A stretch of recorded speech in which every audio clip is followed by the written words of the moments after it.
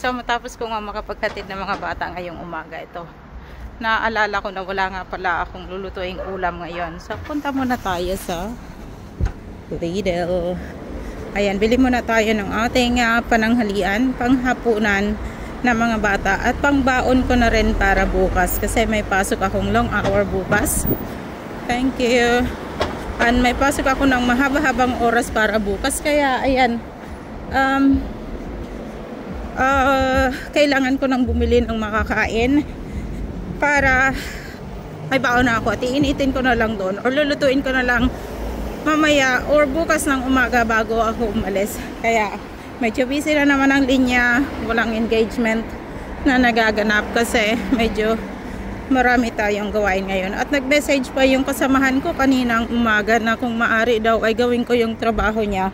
So ayan, ano na siya ngayon, malamig, madulas yung kalsada. So nag-message yung kasamahan ko kanina na ako daw muna yung gumawa ng trabaho niya. Kaya wala tayong choice, sayang din yun. Kaya eto na tayo ngayon. Pasok tayo. Bibili lang tayo ng lulutuing ulam sa ngayon.